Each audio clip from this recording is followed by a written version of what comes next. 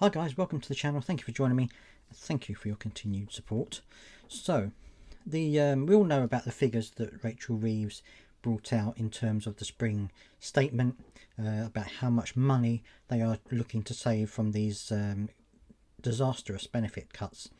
But some analysts have been looking into it, and they actually think that in the long term, more money and more people could be pushed into poverty than they originally thought, or than they originally stated. And they're saying that perhaps the government were fudging the figures a little bit in order to make it not look quite as bad as it actually was. So let's have a look at the article and I'll show you what I mean. WP accused of misleading universal credit and PIP claimants over welfare cuts. So the government has used a misleading accounting trick to assess the impact of its welfare cuts on ill and disabled people, meaning 100,000 more people will be plunged into poverty than its figure suggests, researchers have claimed. In March, the government announced its sweeping benefit cuts.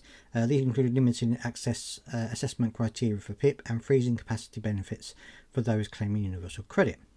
According to the government's own impact assessment, the measures would push up to 250,000 people into poverty, including 50,000 children.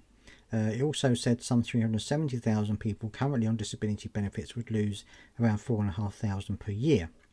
This was Rachel Reeves said that the cuts would save the government 4.8 billion and was absolutely certain that the reforms would not push people into poverty. Well, of course she's going to say that.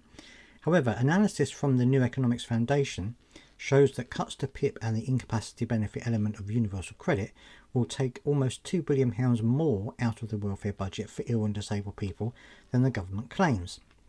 It says that in fact up to 340,000 people face being pushed into poverty once the cuts are rolled out, 100,000 more than the government figure. The impact assessment was published alongside Reeves' statement, of course. Crucially, according to the NEF, it included the potential impact of plans announced by the previous Conservative government to reform the work capability assessment. This was announced in autumn. The policy would have changed the WCA to make it harder for people to qualify for a higher rate of universal credit. This would have saved the government £1.6 billion and potentially pushed 100,000 people into poverty. These proposals, as we know, were deemed unlawful by the High Court. However, Labour has been accused of including it in its spring statement assessment, that it has effectively spent £1.6 billion by scrapping potential savings that never existed. So basically what they're saying is that because they have not taken forward this particular objective by the Conservative Party, they have essentially spent £1.6 billion they've essentially spent £1.6 billion on disabled people that they otherwise wouldn't have, even though they haven't actually done that. It's just a fudging of the figures. And at the same time downplayed by 100,000 the number of people projected to be pushed into poverty.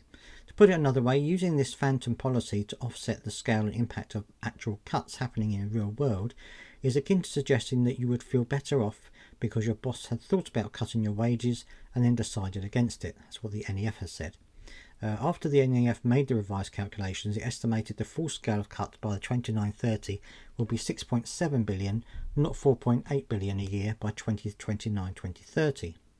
Tom Pollard said, although the government may need to account internally for its decision not to proceed, proposed changes to the work capability assessment, it is misleading to suggest that this maternally offsets the scale and impact of actual cuts the government plans to implement.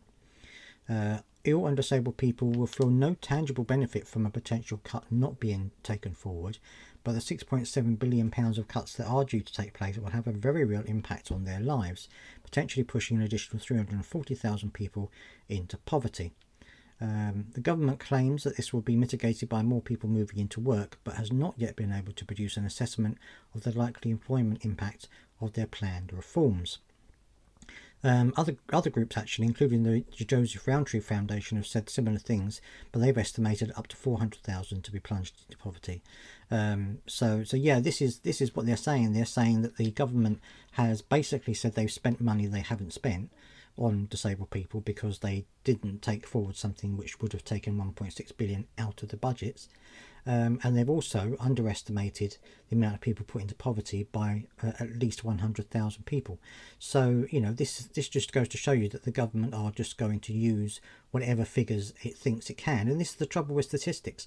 You can make statistics say whatever you want. You know, you can twist them to make whatever statement you want to make. You know, statistics are not you know, an effective way of proving a point, because they can be moved around, they can be set in a different way to make it look better or worse than it potentially is.